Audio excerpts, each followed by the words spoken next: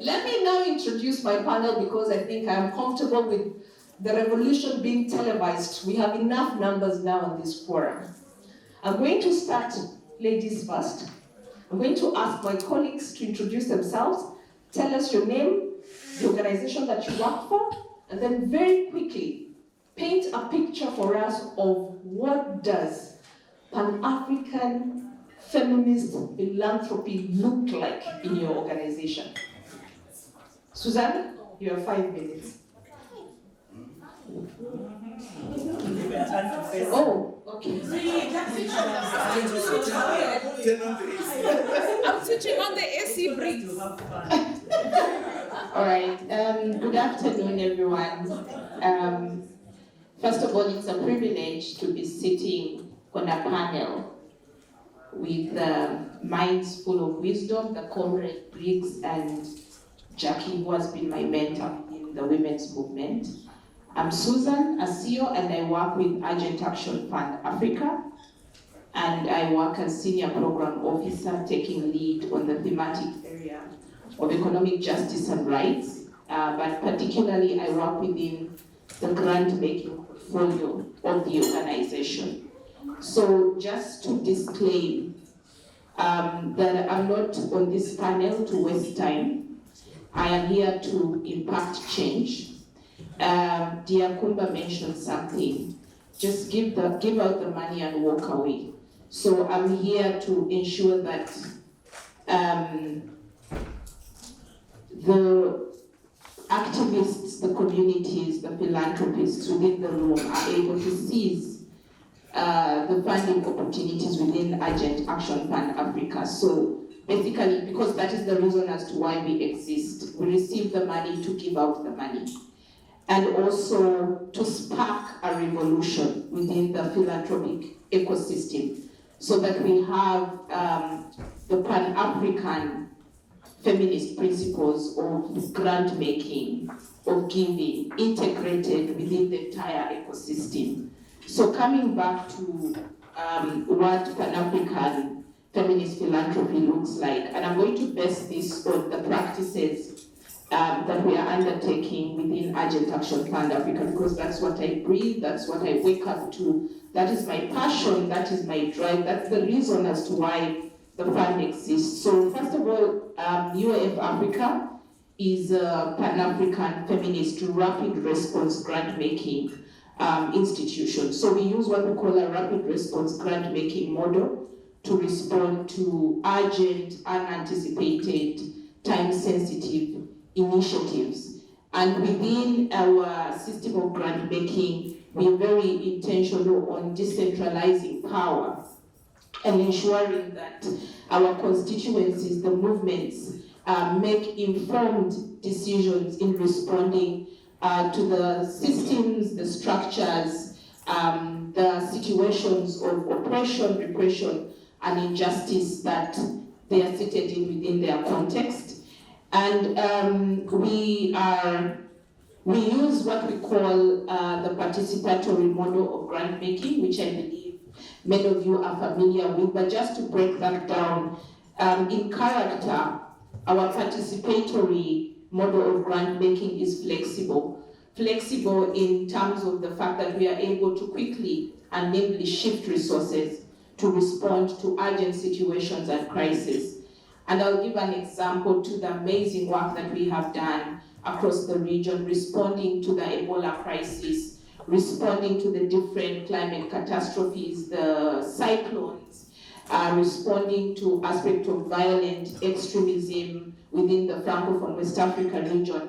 And most recently, we are leading response to the plight of women and women human rights defenders in the Sudan crisis that began in April. We are all aware of what's happening in Sudan. So we are not stringent to how we respond. It's based on what is happening on the ground. For example, during COVID, what was urgent and what was significant, what was meaningful, what was important for us to give out in terms of our support was supporting women to access the wash facilities, because that was the mechanism in terms of safeguarding them from getting affected with COVID, providing sanitizers, providing soap and water and etc. Ideally, that was not within our criteria of funding because we focus on advocacy, strategic communications, but because that was the need, then we had to shift our resources to respond to that. Currently in Sudan, there is no space for advocacy.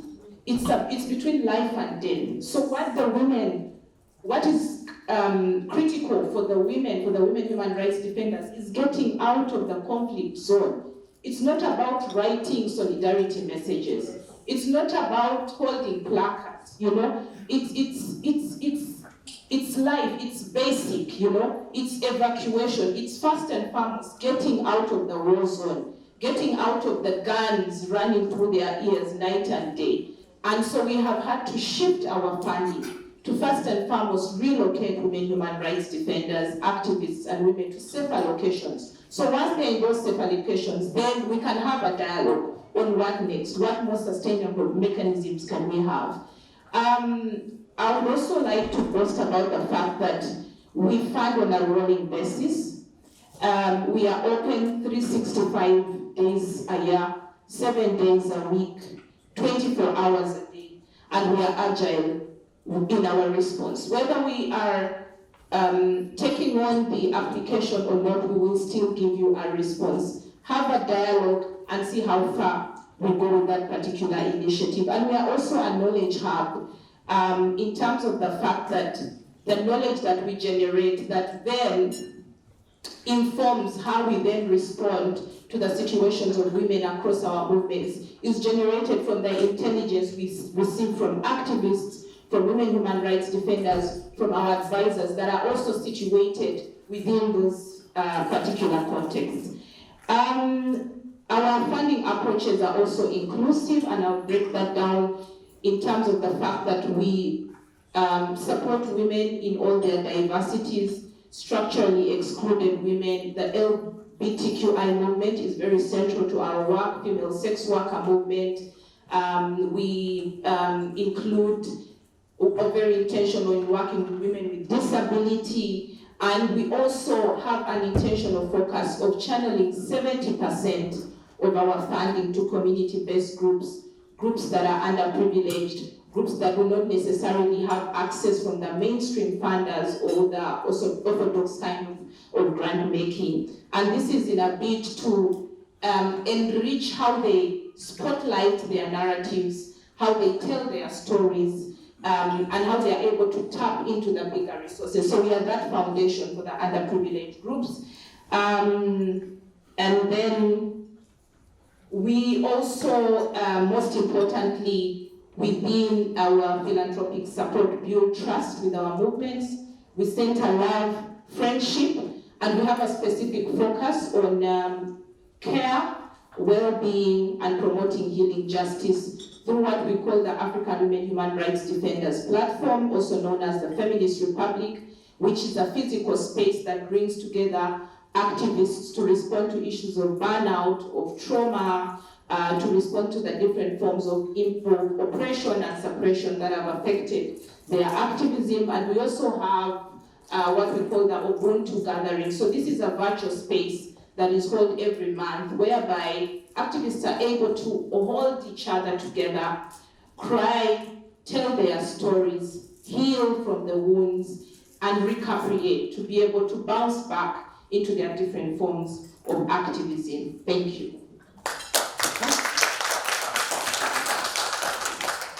Wonderful, amazing, and thank you for reminding us that even with all the other dynamics, that you do provide a space for wellness. I'm going to ask for you to hand the mic to Comrade Briggs.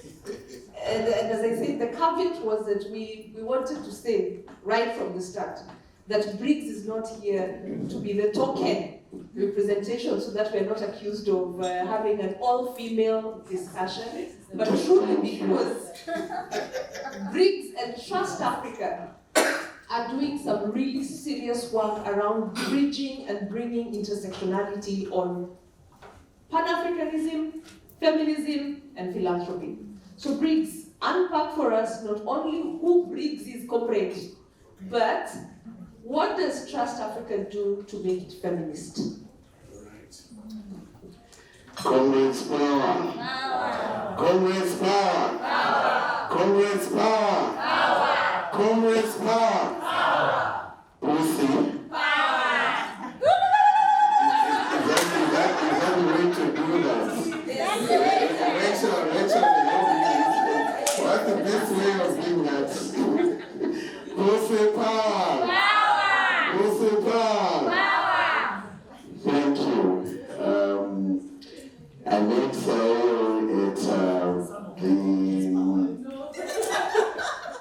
at the African Social Movements Baraza in Johannesburg, together with Rachel and others, and we were talking just now. I was revealing a secret to them that it was not accidental.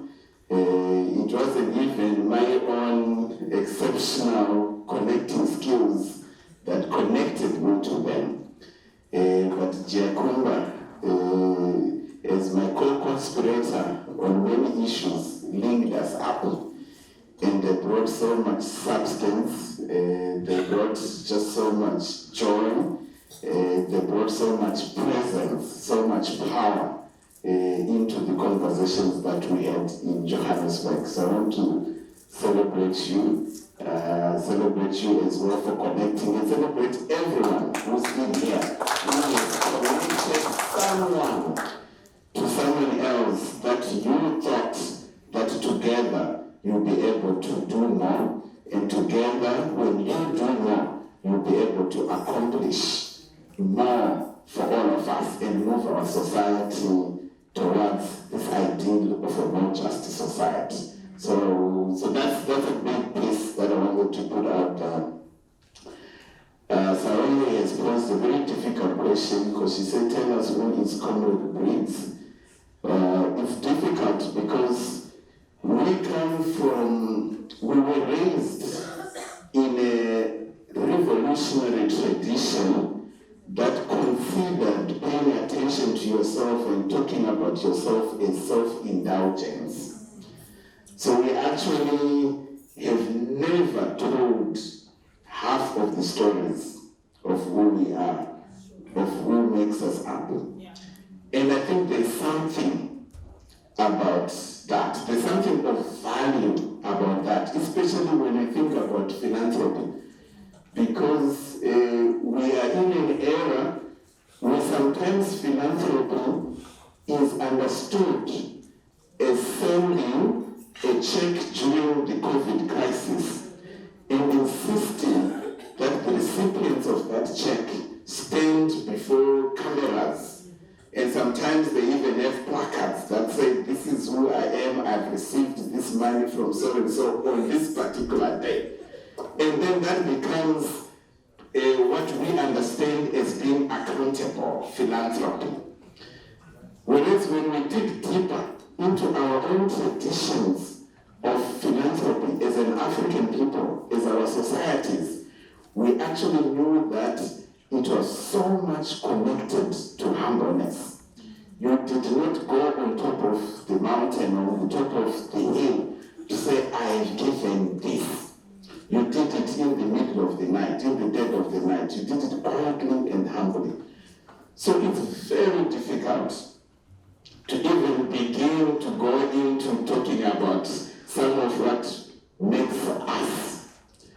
And I'm going to avoid it, but I'll just tell you one humorous aspect, right? I'm only telling it because I believe it's a bit humorous. I came up as a student leader under one of the most entrenched dictatorships. For you to win the presidents of a students' movement is not a walk in the park. It's very difficult.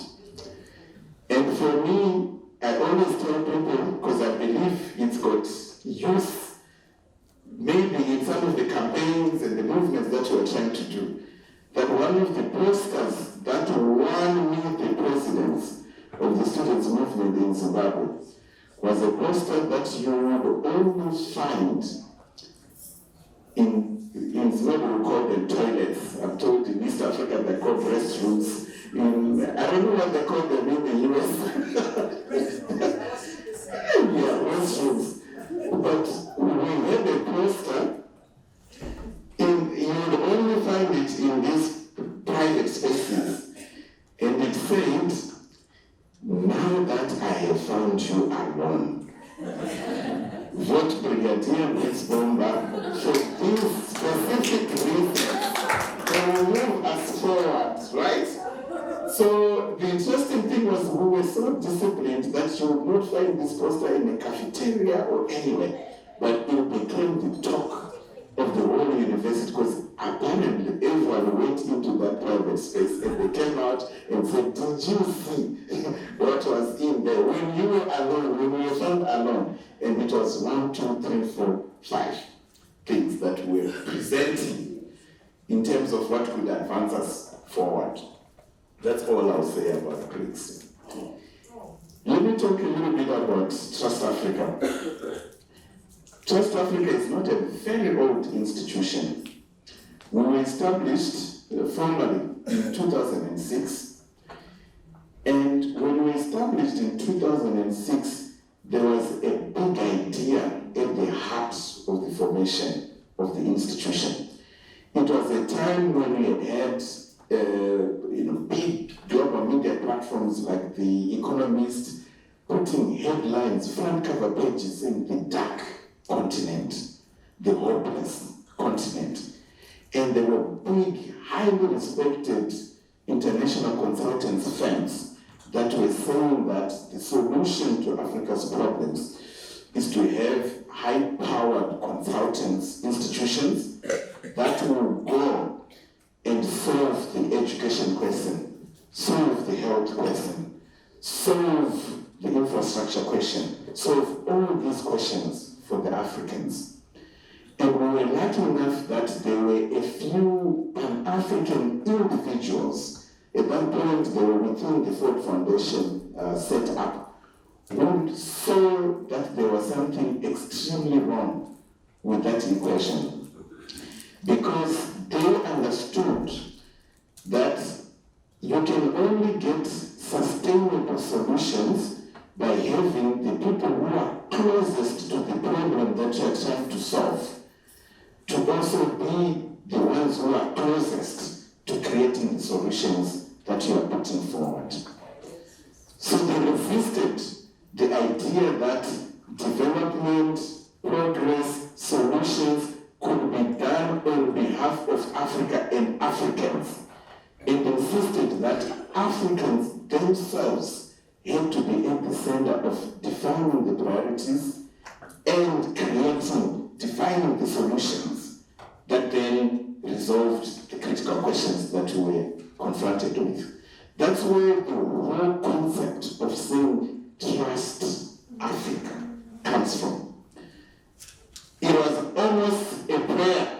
I always tell people that when you name, even when we name our children, it's the most profound, poetic journey that anyone can go through.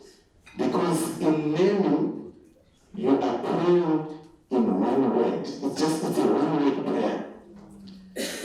That's what we do. So we crystallize everything that we want to say.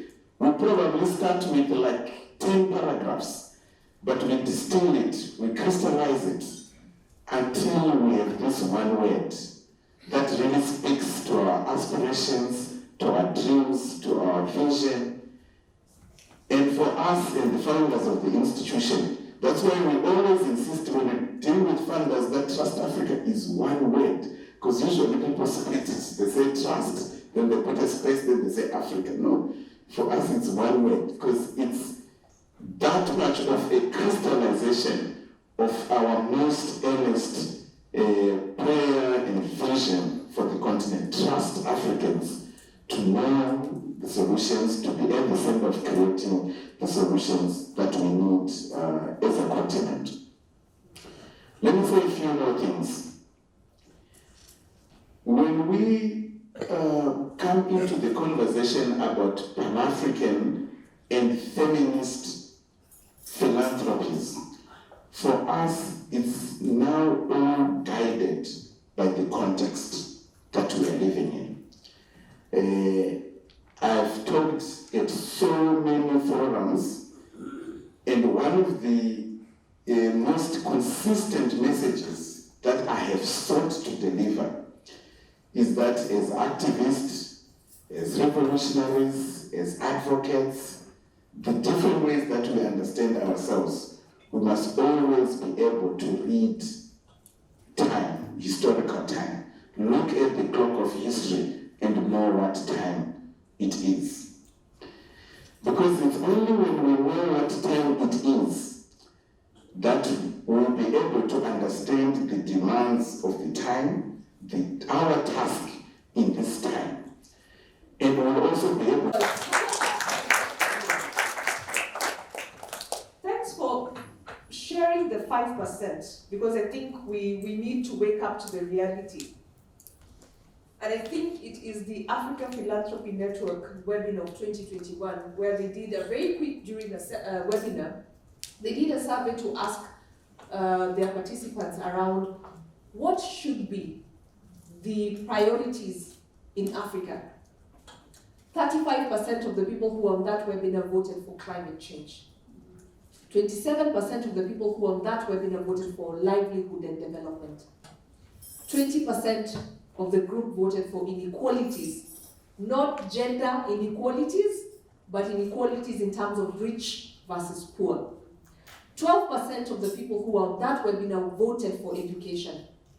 0% of the people who were on that webinar thought that we should prioritize anything that has to do with the discussions that we're having right now.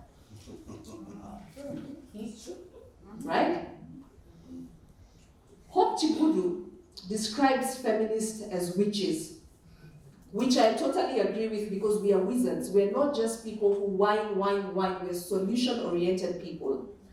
I want to come to Comrade Briggs, because the problems that Susan has shown and demonstrated are across, right? We all resonate with the shrinking civil society, the anti-gender movements that are rising in our spaces, the NGO bureaus that are being weaponized to punish us, the militarization of the space as well. To you and to Jackie, as solution-oriented wizards, or as witches, as Hope Chikudu calls us, what if we are going to sustain ourselves in the next 5 years? Listening to the fragmentation that Susan has brought out, what is it that we should do better? What are the solutions, comrade, so that we can find you in that private space and that creativity that you had of putting posters inside a toilet, right? Where is the creativity in the solutions that we must start giving for us to have better, sustainable, feminist funding? Thank you.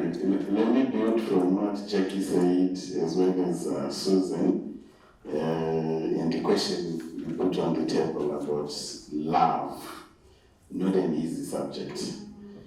And for me, what comes to mind is Che Guevara. He says revolutionaries are driven by the greatest feelings of love. We've not really used that language within Trust Africa. We're probably on our way to it. What we have used is solidarity.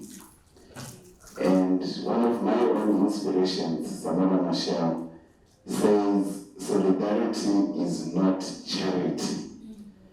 It is mutual aid and support amongst aligned progressive forces working towards a shared vision of a better society.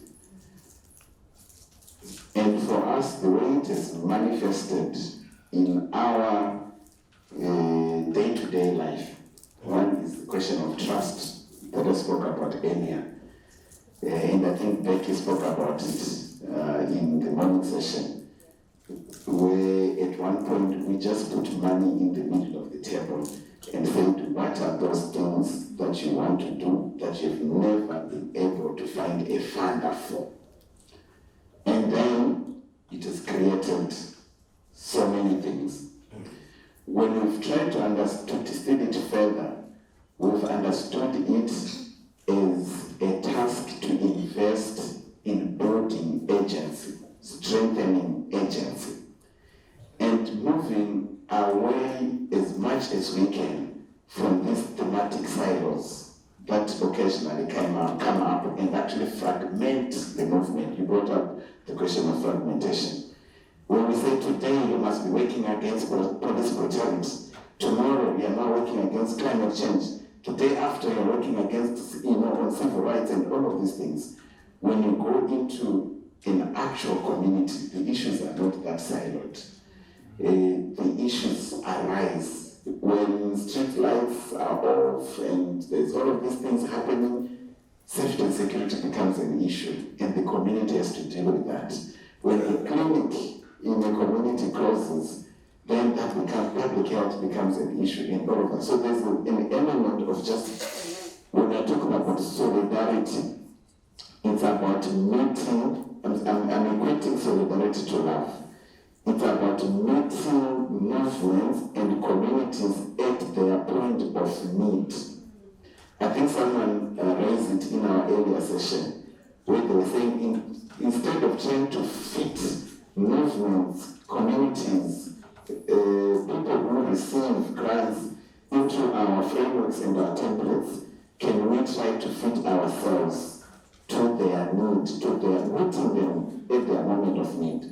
So we've seen that this aspect of investing in just strengthening agency. In fact, one of Trust Africa's mission is actually strengthening African agency. That's our mission. Strengthening African agency. Meeting people, communities, activists at their point of need, and not trying to fit them to our need. I'll tell you maybe a couple more things. When the Trust Africa, the person who was in the front line of founding Trust Africa is actually a lady called Natalia Kanem. She's a feminist, as powerful as you can imagine. She's currently a UN Assistant Secretary General because she heads UNFPA. She was the boss to all the men who are actually known. She's actually not known very well in this story. What's known is the founding executive director, who's Akwasa Aidu, and the founding chairperson, who's Jerry Salon. But their boss at Ford Foundation, because at that point she was a vice president at Ford, Natalia Kanem, they mysteriously, miraculously fought and managed to convince people within Ford Foundation to set aside $30 million to create an African institution. It was like a bank robbery. It's not easy to do that again. They raided the bank and created this institution. But they thought she was the boss of everyone who was involved in this equation. And very powerful people have emerged in this space. So when you talk about, so some of the roots, I think that's why there's always a strong affinity with the feminist agenda, and why even today we are sitting here today as Trust Africa and the Agent Action Fund, and we're saying Pan-African and Feminist Philanthropies, because from the very beginning it was always at the center of this agenda. It was sort of went into the DNA at the very beginning of this process.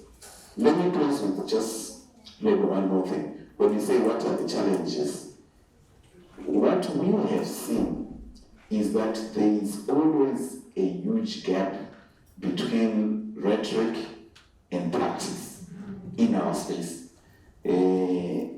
There's a time that I can give it as an anecdote, where we were working with this fund, we talked to them about how change is such a dynamic, organic process. You can't predict what will happen 3 years from now. You need to have agility to respond, and you need to meet communities at their point of need. So you need to prototype, to be experimental. my God, they were the best intellectual conversations you could ever imagine.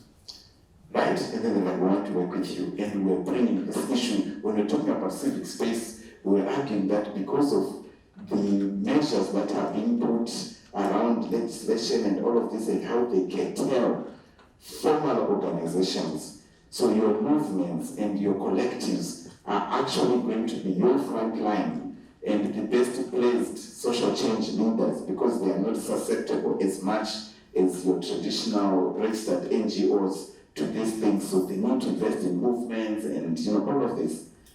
Beautiful conversations. Then it goes to like, okay, now let's work on the grant. The templates that you then receive will swing you far back to where we started from. Because this template wants you to say 2 years from now, there will be 3 people that are going to meet this member of parliament. They'll spend $5 on transport.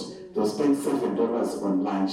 They'll spend this much on dinner. And they also want you to say within every month, you have to be reporting on the impact and your reach and everything. Like you have to define everything ahead of time. So there's a massive gap between rhetoric and an intellectual appreciation of some of the conversations we're having here, and the templates and the systems and the processes that we are actually deploying when we go out there. We see that as a major challenge. Thank you.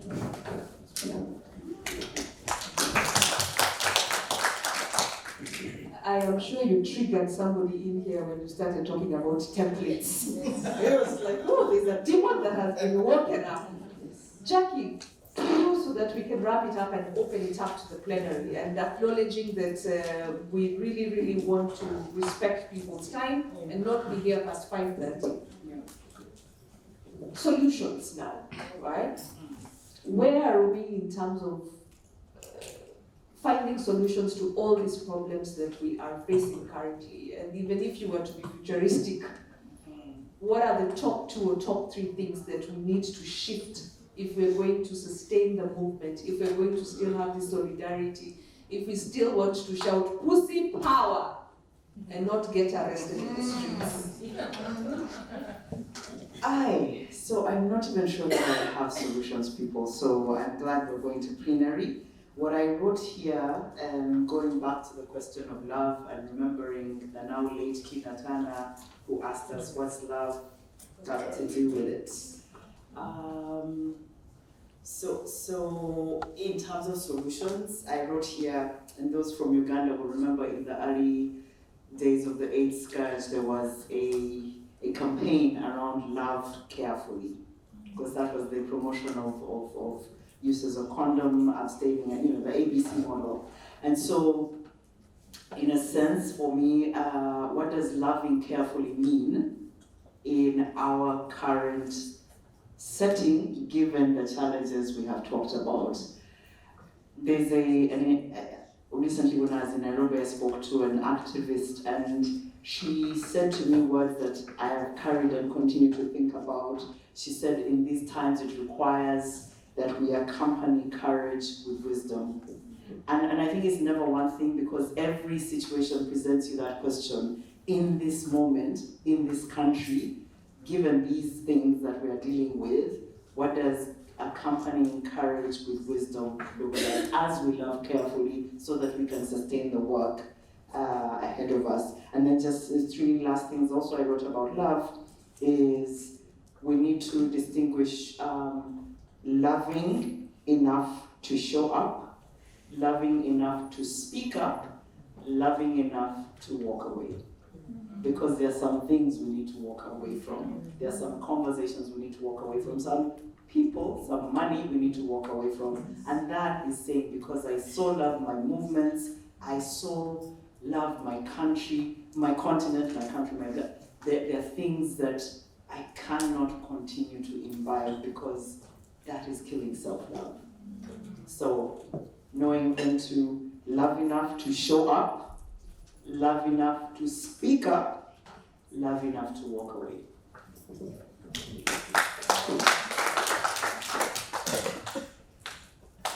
And it's always easier said than done, especially that last part.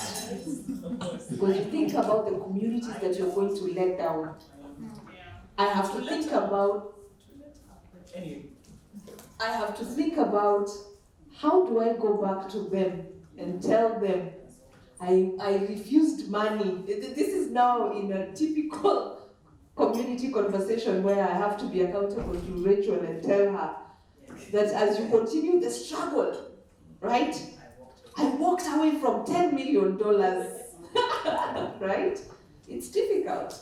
It's difficult, but I pray that when we change the prayer of St. Francis of Assisi, we must insert that last part around the courage to walk away, right?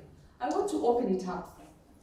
1, 2, already. 3, 4, 5, 6, 7 will be the last. People were awake. Solutions, right? Solutions, all right? This is the time for us to hear.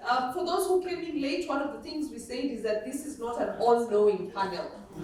That we were just going to set the base, catalyze and give you, a little bit food for thought.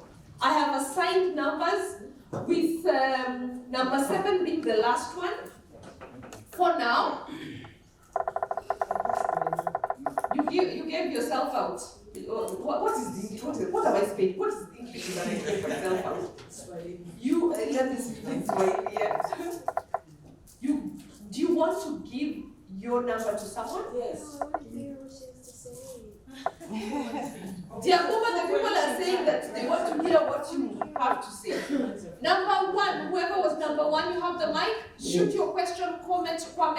Keep it short. I'm Jamila Mahanja from Smart Girls Uganda. I just wanted to say thank you to you guys. Susan, I'm a beneficiary of the Urgent African Fund. Literally. In COVID, you guys, without knowing, without having a strategic plan, give me money to give masks to sex workers and boys in Uganda. And it launched what I'm doing right now. Yeah. Challenging status quo and challenging it, letting girls get into male-dominated skill sets. So I had this community in Waise, the slum areas, because I was training the girls. They wanted to beat me up because I was giving them the power to actually beat up the men. Yeah. So in 2021, I decided to now enroll boys in my skilling center.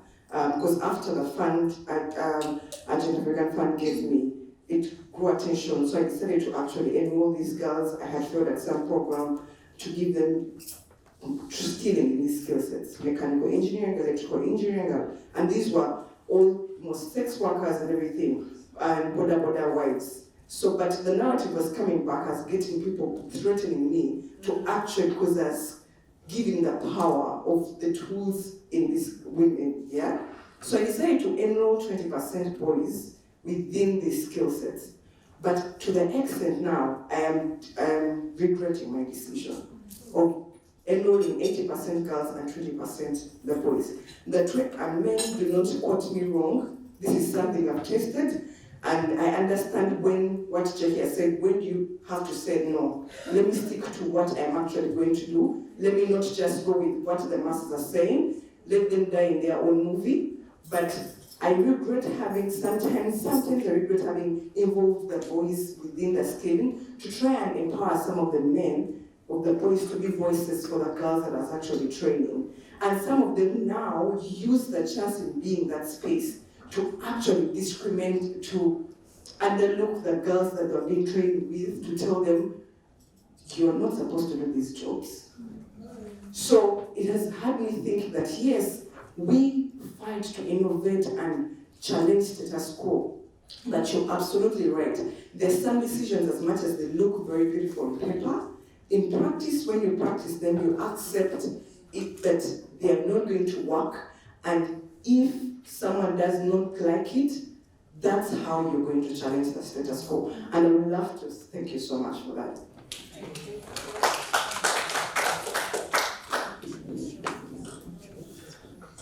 Hi, good afternoon. My name is Sean Samuels from SGS Consulting, and the panel has been amazing, including the moderator. I just wanted to, this is actually a question to ourselves and not to the feminist philanthropy movement, but certainly to ask for the feminist philanthropy perspective on holding government accountable and challenging government. Now, I speak from a place of love, Jackie,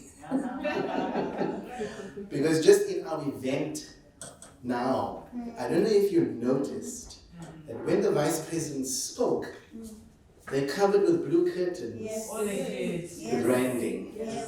And I imagine, I'm not too sure, I'm on thin ice here, but I imagine this was associating this with the LGBTI colors, and it may be that our government, the government did not want that. Now, where was our courage and our fearlessness to begin to say no? Because we would shout out in support of, to advocate, and yet in another corner, we're actually allowing things to happen. So just as a thought. Wow. Where is our courage? Number 3. Who was number 3? Yeah. Please respect the numbers because I've already lost memory. Thank you so much, Tabitha, and panelists. So powered by you people. And for me, just a comment on reflecting on the discussion that we have had and why it's important to protect our own spaces. And even having this kind of conversation, for me, it makes a lot of sense. Why am I saying this? Is seeing some of the conversation that we are having here on how it even fuels us, even if we go back home, we're able to continue with the work, because we know there are people who are listening. There are fathers also who understand our struggle. Not all of them are problematic. Because also from where we come from, our mind is that nobody sees us, nobody sees what we do. And I like the question you have asked, and I'm not here in bad faith, but I'm here also to hold this space. Why did I wear today my t-shirts? Which also has brought a lot of trouble. Yes, I'm telling you. Yes, it has brought a lot of trouble. But I chose it also to be in solidarity. And most of the time, we choose to shy. And when we choose to shy, it makes people weak. And that's why I like all of you comrades, especially the men. Let's hold our hands together. Today it will be me, tomorrow it will be you. Briggs, you remember when you invited us to South Africa, that's where we met to learn. If we were also not for that meeting, we would have not done justice for Telania, Tabitha, and Esther. That sparked the conversation in such a way that the minister in Eswatini was able to call us rented crowd that were paid by Amnesty. But it was not Amnesty, it was us who collectively hosted justice for the land that other countries were able to speak out. So one of the things I'd like to challenge each one of us, there's a shrinking civic space around women, the way all of you have said, sexual reproductive health and rights, feminist work, and it's true that I was in another session where also it involves a lot of governments that are also more into diplomatic space. The agenda was not what we are talking here. The agenda was around, yes, climate struggle is important, I support it, but nobody's talking about how climate is affecting gender, women, how climate is affecting, it contributes to gender-based violence, how climate is contributing also to men not accessing sexual reproductive health and rights. And just for me, just to say, like, let's look where we have come from, the gains we have had, and let's ensure that some of these gains are not erased. Because I feel there's an erasure that is coming up to silence us, and when we burn out, you realize most of us are saying, I'm tired, I don't want activism. Because it comes with criminalization. Some of the activists, the way we say, nobody wants to hire them. Nobody wants to hire feminists. Even the institution claims that are feminists. So if nobody also wants to hire feminists and nobody wants to talk about social movement, I feel this is the right time we start putting more energy, what it means resourcing social movements. Because the law that exists now are making our necks here. Would we want next time when we come here the same issues? It's not bad to dialogue, but I would request even the funders in the room, be flexible. Be flexible, ask us what works. We'll tell you what works in our own context. So that we don't have only Rachel, but many Rachel. Not passing the mic, but creating more mics. Thank you. Thank you so much. Number 4. really trusting the room to remind me who was number 4, Karen.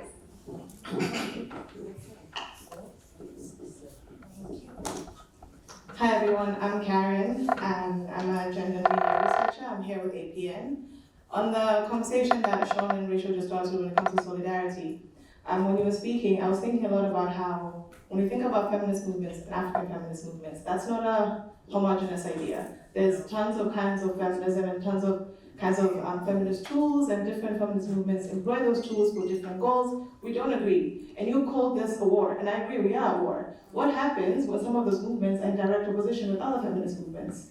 This session talks about feminist movements in partnership with Pan-Africanism. And while I can see how that's a great partnership, I think Pan-Africanism demands us to be unified in a way that the current feminist movements of the continent are not. And I just wonder, how do you think we can do African feminism in a way that can propel us to further unity so that we can be in solidarity and we have more rituals on the continent? And do you even think it's necessary at all for us to get to the goals that we want to get to? Both the questions that have been asked by Karen and Sean, because I really want us to hold each other accountable. Why did we make noise yesterday? I really want us to be honest with each other. Everyone who was in the room, right? We need to answer. We need to ask ourselves, did we not have the courage? Were we waiting for somebody else to start the war and then we chant, right? Were we even not aware? Because I think the other assumption that we make is that everyone was aware of the politics that was happening before he walked in, right? Did we notice the moment at which his chair was being taken is when those curtains were then yanked away, right? Is it the time for me to ask the person recording to stop recording? No. Should I be worried? I really do want that if to understand what it takes to move history forward. I think it's not Frantz Fanon, it's Paul Freire in Critical Consciousness, who says the only way that history moves forward is when people who are conscious of what time it is put their shoulder to the wheel and attend to the priorities of the moment. Another way of understanding it is that if there were no activists during the slavery era, history would not have moved forward. We'll still be in the slavery era right now. If there were no activists and revolutionaries in the colonial era, we will still be in the colonial era. I think that's the point that Jacoba made earlier. To say if we're not all rallied around Mozambique will not be free. There will be a Portuguese-speaking country and colony right now. Same thing as all these other countries. So there's something that is critical in terms of us understanding what time it is and understanding the tasks of the time. Because that's the only way we'll be able to exercise leadership in this time. Because leadership is about doing the right things, right? Not doing things right, it's about doing the right things. And I want to submit that this is a moment of leadership, right? So when we look at where we are, I think we must accept that we are living in a moment that not many generations have had the opportunity to live through. We are living in one of the most critical moments. Wherever you look, people are talking about this as an inflection moment, turning point. There are so many adjectives that are being used.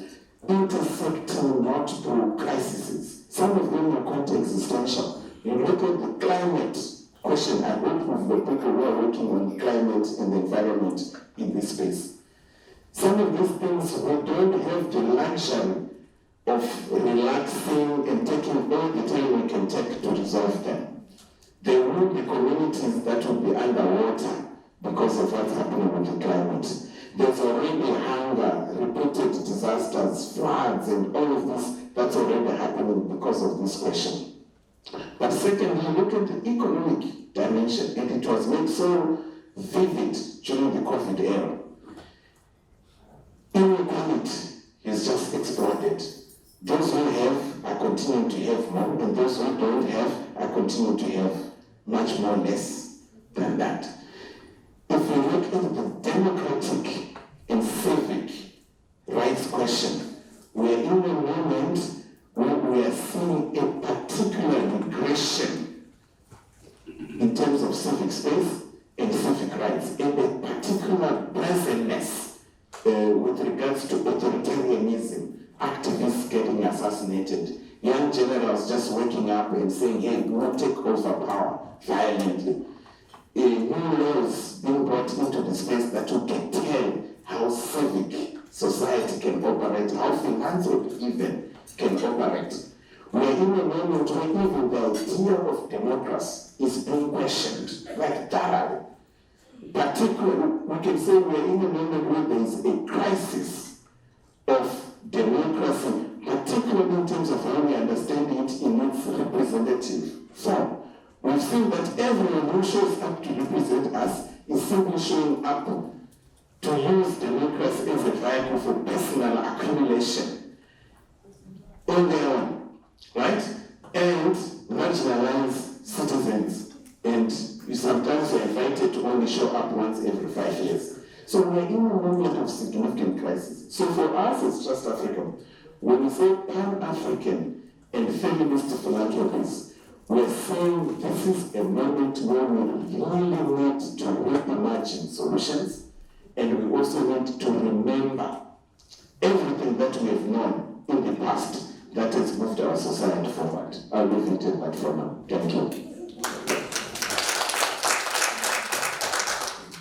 Comrade Briggs has already begun the solidarity chant, right? And it's also actually anticipated some of the things that I was hoping that within this panel, we start bringing out what are the challenges that we're facing.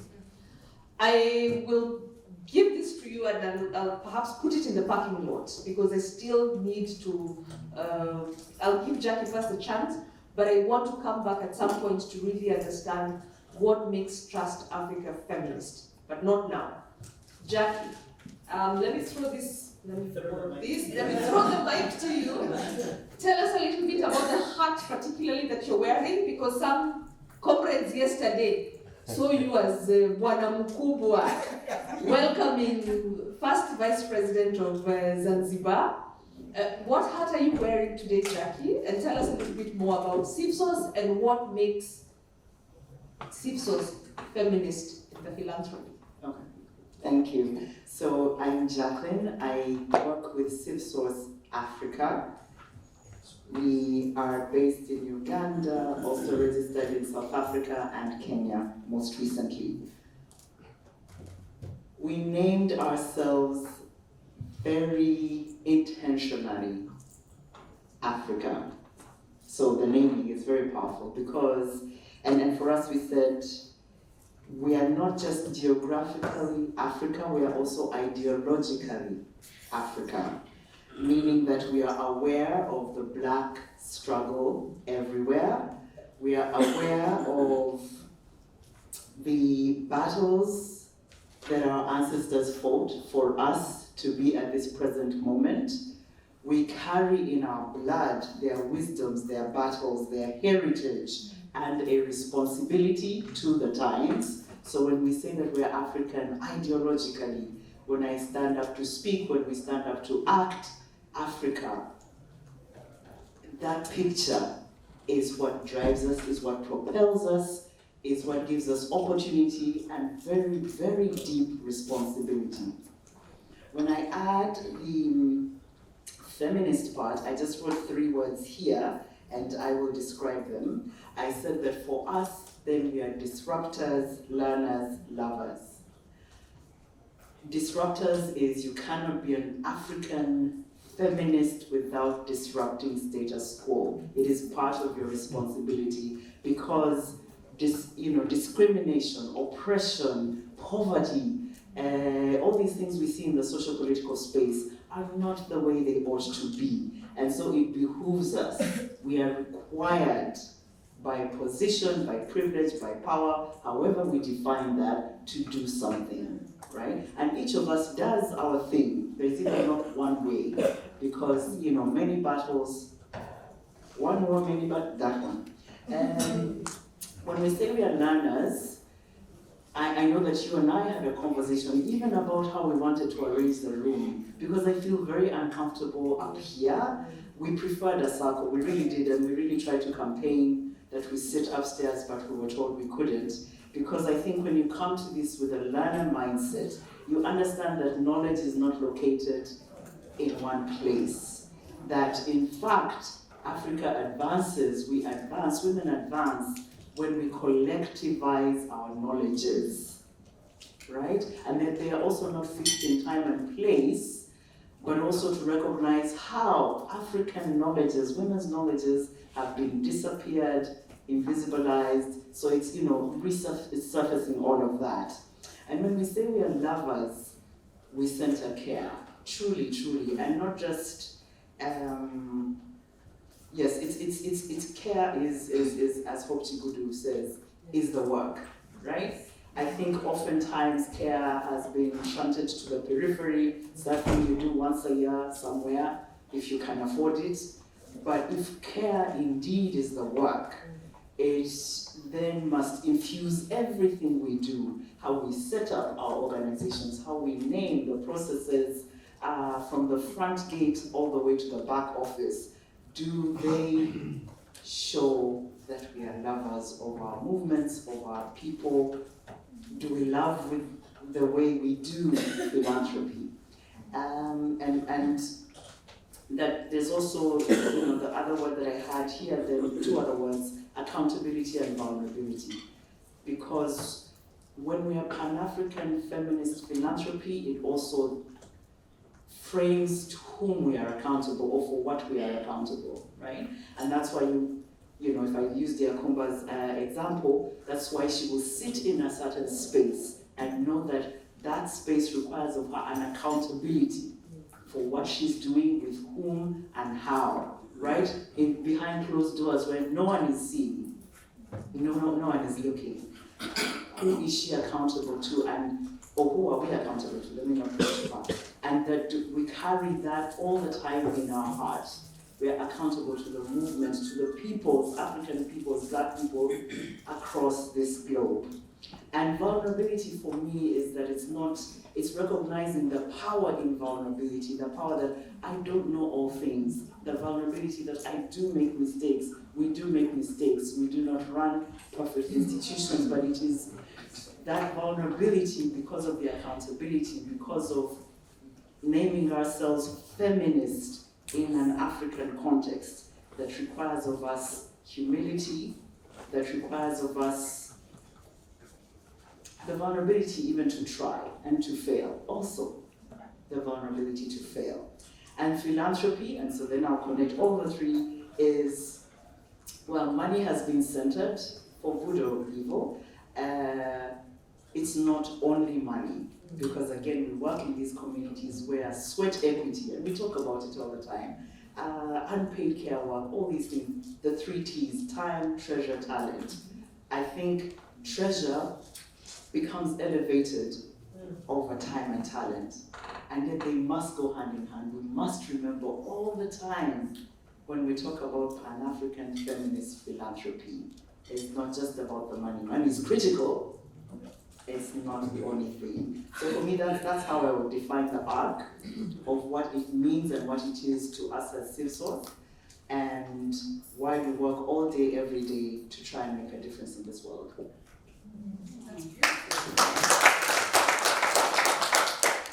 Disrupt.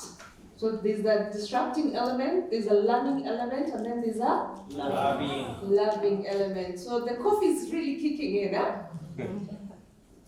At the back of your minds as we speak, one of the things that I just want to plant as food for thought is around vulnerability.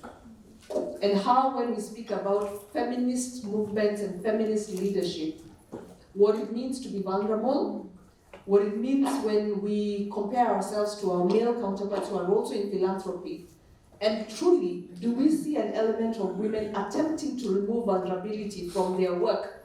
Because then it makes them softer, it makes them weaker, right?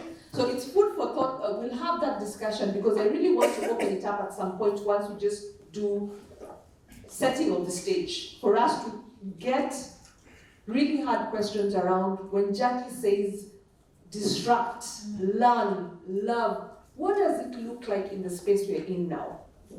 Setting the stage for the second question, and for which I think this will be like the last row of questions, and then I'll open it up to the colleagues, is Jackie, that last part, love. Love is really difficult in a time of war. And it feels like we are at war.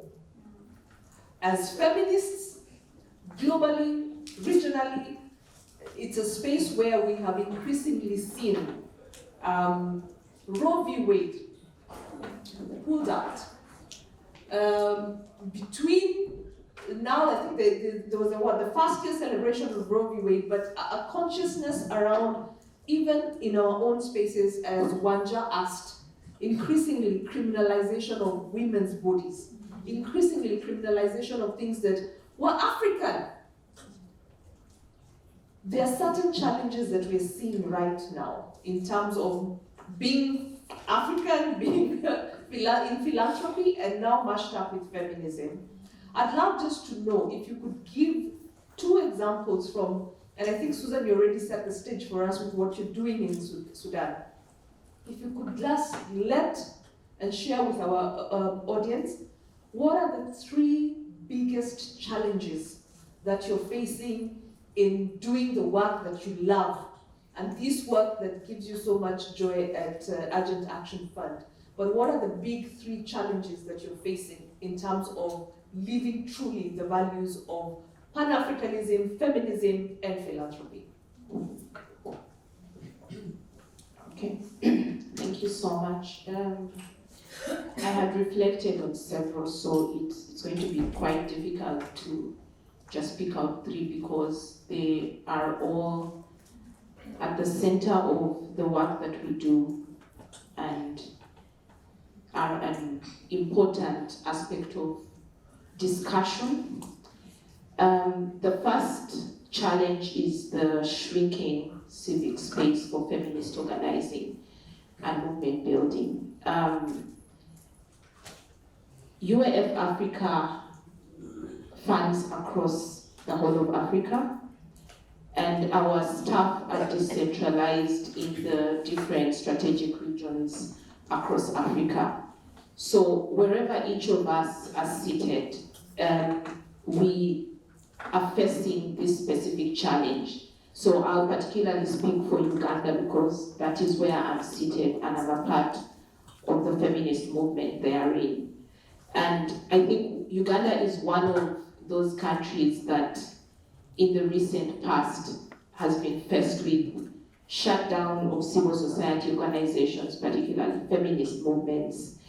There's been a lot of backlash from the anti-rights and anti-gender movement, from religious and traditional fundamentalists. And we've witnessed many organizations cripple, some shut down. We've witnessed funding dwindle, and we've witnessed the rise of many draconian laws, and I hope we are all speaking in a safe space because even within the fund, we've had to cover up and protect the name of the staff therein because there is just huge surveillance on the work that we are doing. Look at the Uganda Public Order Management Act that is intentional on shutting us down from organizing, from mobilizing, from championing our cause, from speaking out, the freedom of assembly. That is the intention. And this has crippled the movement. Look at the recent bill, the anti-homosexual bill that we passed recently, and how the anti-rights movement has been very intentional on getting it to spill over across the entire East Africa region. And the NGO bureau that particularly is intended to dismiss the work within the civil society movement. So as much as we want to continue our philanthropic support, the governance systems and structures, the backlash, the brutality, the militarism within the context and the settings where we are doing this work presents us in a very difficult position. And I think these are some of the revolutionary discussions and aspects that we need to center within our work. Recently we were speaking about how the philanthropic ecosystem and space can become a mediator, you know, like we start up that revolution. How do we become a mediator between these brutal systems of governments within our states and the civil society? And how can we build consensus and come to a win-win so that the work of feminist activists or the civil society is not shut down and crippled. And then there is the aspect that we all have been speaking about in terms of fragmentation in our models of operation, ways of giving and fundraising. In one of the sessions, someone spoke about the fact that when philanthropists don't have money, that is when they work together. But the moment they get funding,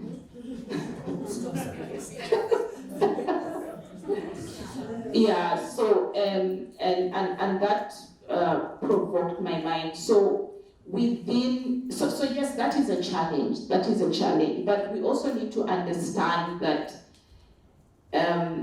there is a scramble for the limited resources that are available for feminist activism.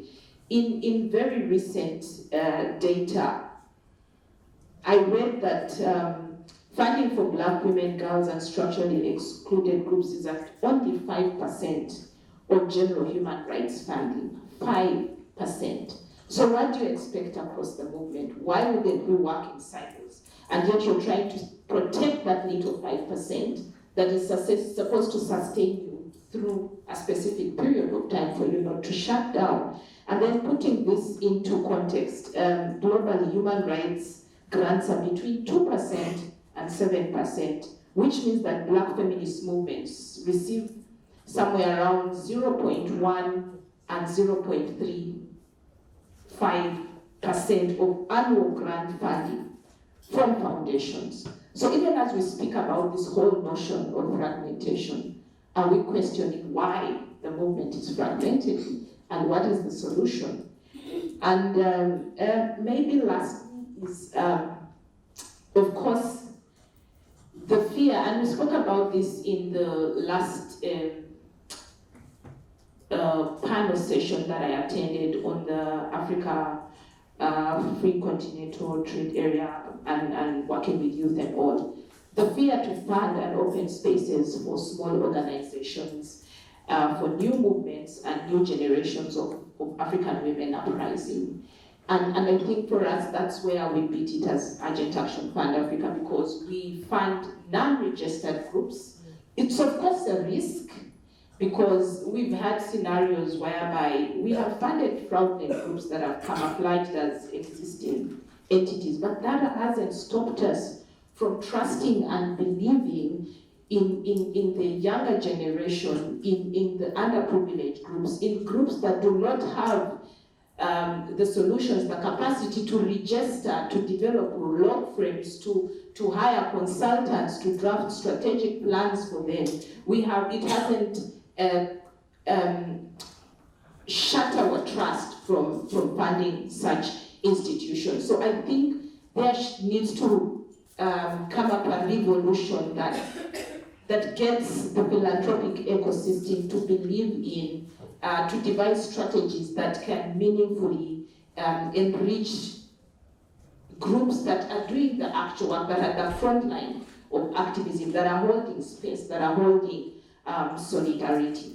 Thank you. Thanks for nothing else. We must ask those hard questions in this room, right? Do we have a common understanding of what feminism is? And as Karen is saying, is it a presumption that we have that we are all in solidarity for the LGBTQ, that our understanding of feminism, our understanding of Pan-Africanism is rooted in the same values.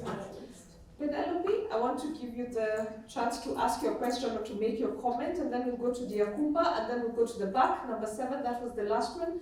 Then we will then answer collectively, because those questions, the answers must sit here, right? Penelope, over to you. Thanks, Tabitha, and I think that you've asked my questions even without knowing, but I want to say something about love. That love is a paradox in itself of all the emotions that we carry. It's not one thing. And because of that, we fear it, and we are also very drawn to it. And so I'm thinking to myself right now, how do you practice love? Where do you draw the courage to practice love? Or to carry out all the things that we are daring enough to do with no ifs, no buts, and no howevers. How does that work? What does it really look like in practice? Who's doing it that can tell us how it's working? And how have they cracked this? Because it's a very difficult place to tread. You're afraid of love, but you're also drawn to it. And you're constantly, and especially for the spaces that we have closed ourselves. When we close spaces in the name of identity, when we close space in the name of titles, when we start labeling people as not being feminist enough, when we label people as not being human rights defender enough so you don't qualify, what kind of love are we practicing, and where is the courage in that? Thank you. Hannah. There's two things on the table. There's what was it? Oh, still stand. Yes, I'm telling you. The people. Yes, the people. I'm doing like a certain president would say that, staying because my people want me to stay. Okay. So very important topic: holding government accountable and what happened yesterday. Courage is a luxury. Some of us learned it the hard way. Rachel mentioned the name that maybe some of you don't know. Tulani is a comrade of ours, the face of resistance in Swaziland, his country, known as Eswatini too, shot dead in front of his family. We know our countries.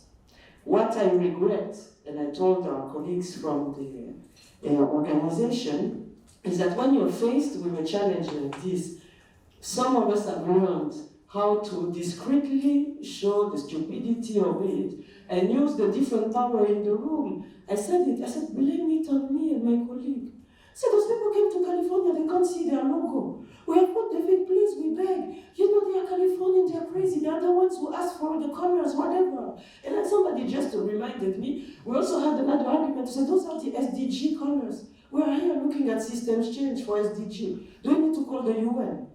And these things could be said by those of us who know that nothing will happen to us. Either because we have passport privilege and there's an embassy that will come fast to get us from the main prison of Zanzibar, or other things. But I told the colleagues, especially the local organizing committee, to stop apologizing. Courage is a luxury. And I think that the conversations that we have managed to have, especially this afternoon, and for those of you who might be working from the wrong side, Akumba is the one who spoke about all those things and she's ready. Come. But the other people who don't have the capacity to defend themselves or be defended, leave them alone. Because we'll come as a movement to stand in solidarity. Holding government accountable, I think one lesson, because in every situation you need to learn something. One lesson is that in some movements, and I think African philanthropy needs to unlearn that, we have stopped inviting government officials to our meetings. Yeah. Some of us in this room are funding or working on issues that are challenging those very government. You don't, what is the sentence? Sorry, English is my fourth language. You don't take the tool of you don't ask the tools from the master to undo the master's house. It's fair. And also, we look at the places and the moments where we organize some things. We were supposed to organize which one was it? The Feminist Republic in my country, Senegal. There was a crackdown on LGBTI activists 2 months before, and Urgent Action for Africa had the courage to say, you know what? We stay in East Africa, we do it in East Africa, because back then you were the people leading the way. And so now we go to Senegal. And I raised my hand because Rick said something which is true. In our Pan-African culture, we are not taught to drum our own drum. We don't know how to celebrate our success and say, hey, I did this and that things. I want those two to tell us what we have been doing in Naivasha between Pan-African, feminists, funders, activists, what is the dream that we have on the table? And that Evan said, you people are trying to dream continentally, I want to take this back to the regions. Because again, it's nothing about us without us. So please tell us, what is the dream of the transformed philanthropy that we're trying to do? So yes, before we get the bad manners or the good manners that they've been doing, we have number 7. Please give her the mic, the lady in blue. And I want you to show that symbol to everyone so that they can know and not boo me. Yes. Did this. I'm terribly sorry. We have been a little bit indisciplined about time. So let her be the last person to ask, and then we will come back for the last closing of this and to answer some of those questions that were raised. Yeah, thank you. I'm Ines, and I'm from Burundi. So thank you, you people, because when you were speaking, it was like a sparkle of hope for me as one of the rare feminists in Burundi. So my question is simple. Burundi is a tiny country. I will not say small, because we don't believe that a country can be small, can be tiny, maybe compared to the neighbors, but it's part of East Africa. But yet we are struggling to be really into the movement,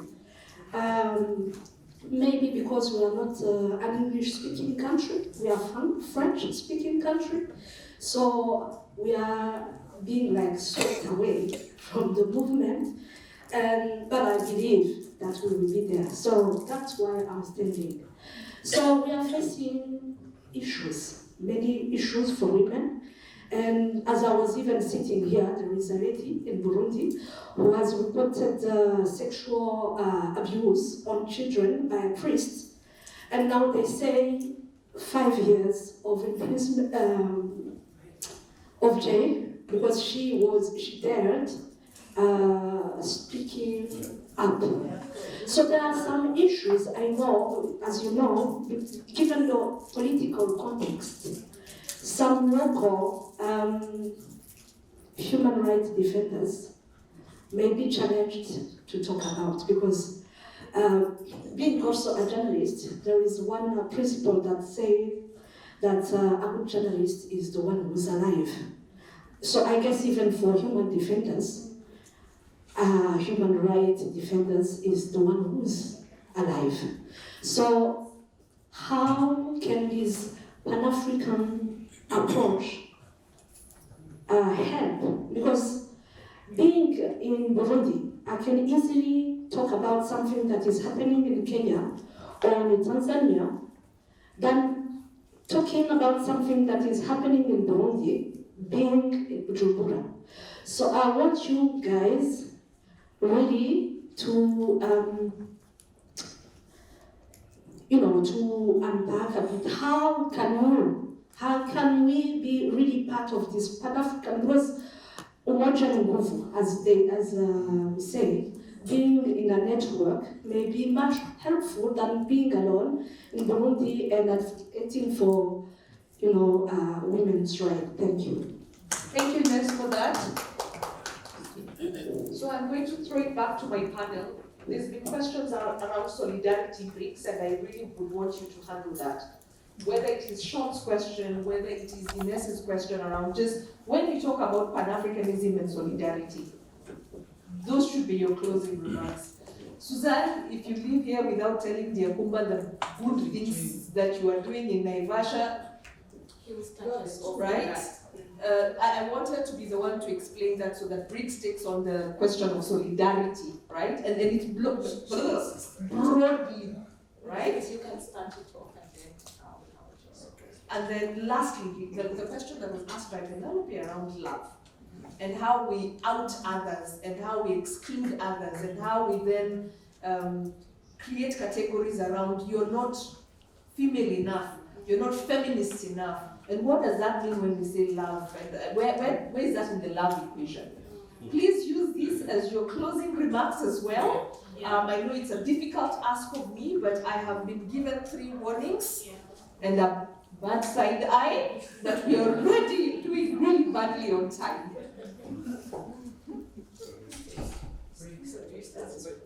Oh, let's speak first. It's in summary. So I want to answer very directly. Let me just say a few things in summary, and also touch on the question that she is inviting me to speak to in terms of what's the Naivasha process and everything. Our assessment, building on what I shared earlier, just in terms of the moment, is that it's not just a moment of crisis, it's also a moment of opportunity. The best way for us to seize on the opportunity, in our view, is to realize that it's actually the end of a historical cycle, where a lot of processes, systems, institutions have become exhausted in the sense that they can no longer answer society's questions. And it's a moment for us to reimagine the next chapter for humanity. It's a very difficult question, or even a very difficult proposition to put into a public space, because for the most part, it has been very secretive, exclusive societies that sit back and define what then becomes the reality for everyone else. I was speaking at a process last week or a few weeks ago, and I was saying that if you look at the current global financial architecture, it took people sitting in New Hampshire, Bretton Woods, 3 weeks non-stop. The best economists were summoned from the Western countries to come up with what the IMF would be, what the World Bank would be, and eventually what the World Trade Organization will be. But this is extremely intensive technical work.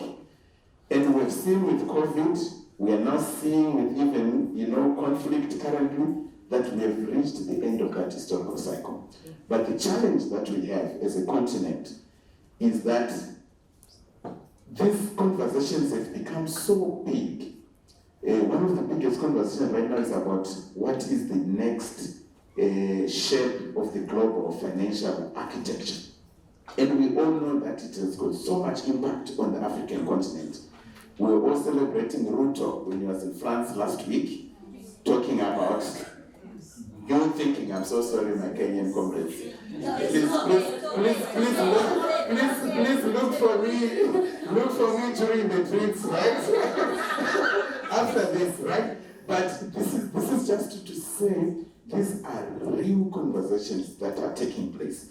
And we are so fragmented as a continent that our leaders are showing up at the table.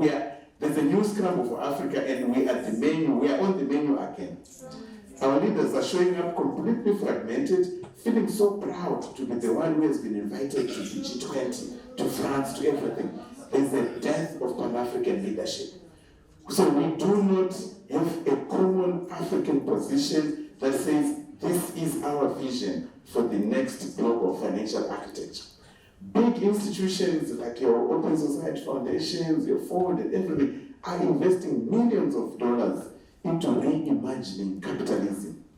A lot of the people at the table are the ones who are responsible for defining the last 70 years that have taken us to this dead end. So I think when we are saying Pan-African and Feminist Philanthropies, we are really saying that we need to be guided by a consciousness that there is a specific way that the African continent is affected by these issues. And the solutions that we need to put forward are solutions that work for Africa, not the same one-size-fits-all impositions and embracements, if we can put it that way, from the World Bank, the IMF, and everything, because that is what has taken us to this dead end. So we're talking about investing in knowledge building that speaks to the African context, solutions generation that speaks to the African continent. And the last thing that we are saying is that it's an existential moment. So it's not a drip-feeding moment. We're inviting philanthropies. Jakumba, you spoke about 3% or 5% of people spending 5% of endowment. We're saying no. We need to dramatically, drastically, radically, robustly shift the trajectory that we are going in. So we're inviting philanthropies or challenging philanthropies to massively expand the resources that they are committing to dealing with all these critical challenges that we are facing as humanity, but that are being faced or felt the most intensely on the continent, so that we can shift the arc of history towards a more just society. Thank you.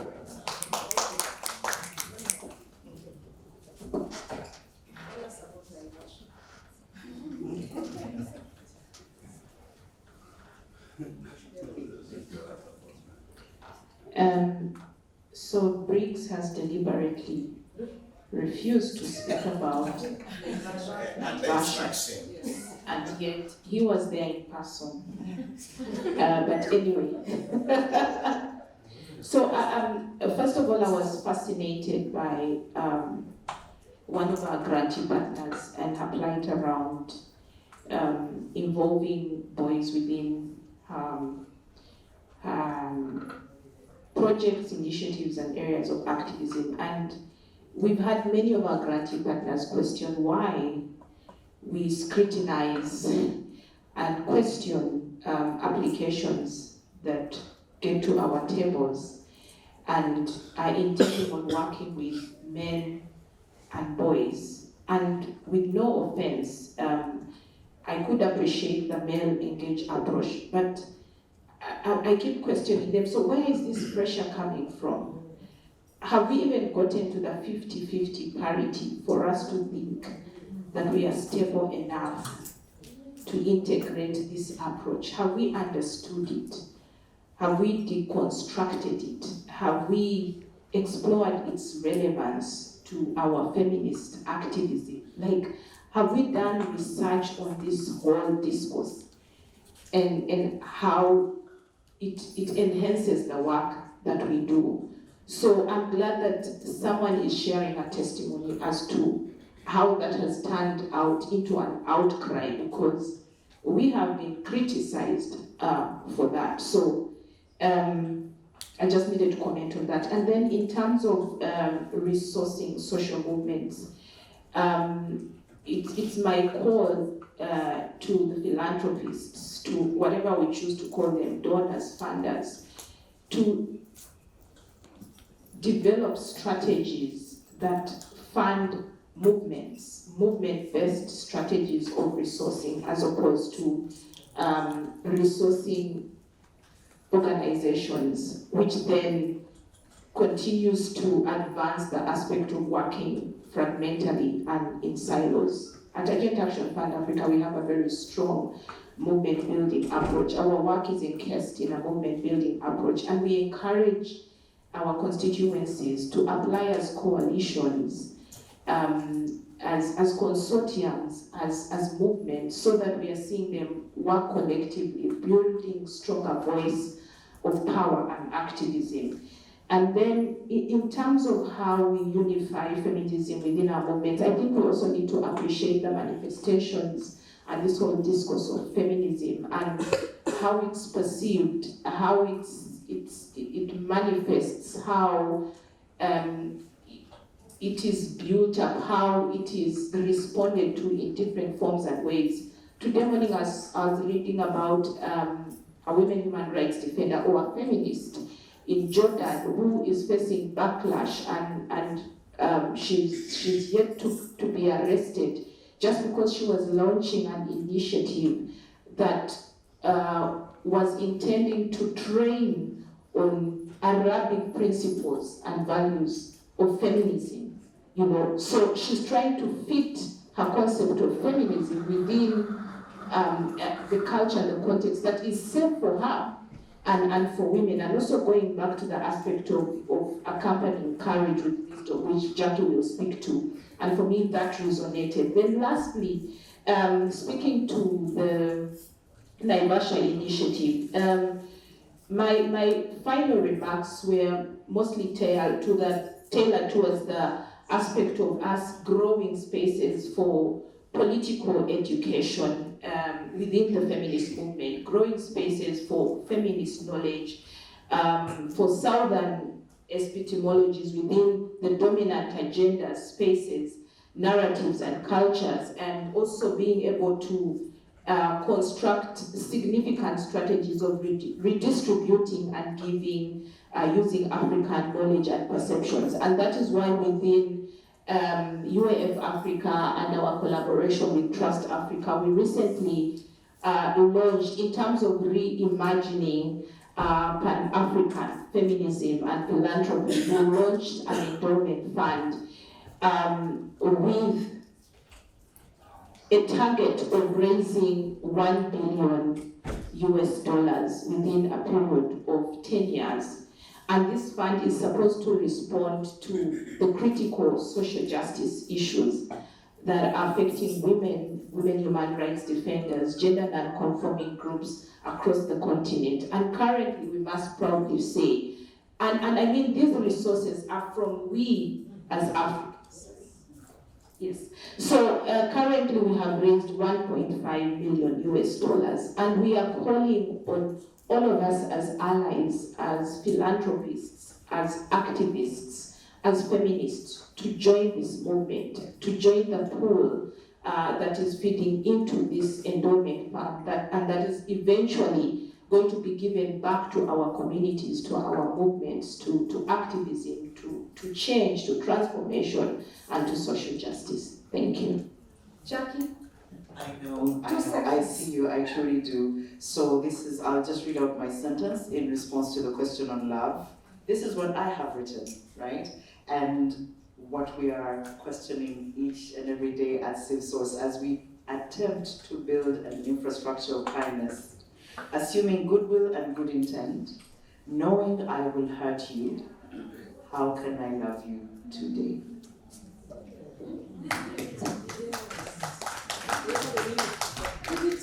Only if she allows me. The movement has said you must read it. Okay, so I said, as CivSource Africa, attempting to build an infrastructure of kindness, this is what we ask every day.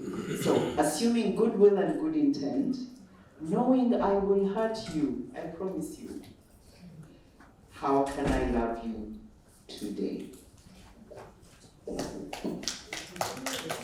Ladies, gentlemen, and gender non-conforming people in the group, a story is told of a Ghanaian girl who was constantly warned by her father, please don't go up the tree. My daughter, my darling daughter, do not go up the tree. And every day, that warning was resounded to her, and the justification for it was, the boys will see you panting. And one day, the father comes home and finds the daughter on top of the tree. And he asks, I told you not to go up the tree. The boys are going to see your panty. And she says, but daddy, I already removed it. The point of this story is not to ask you to remove your panties, but to indulge in a little reimagination of what being radical means. In everything that you do, when you're told not to do it, question it. Thank you.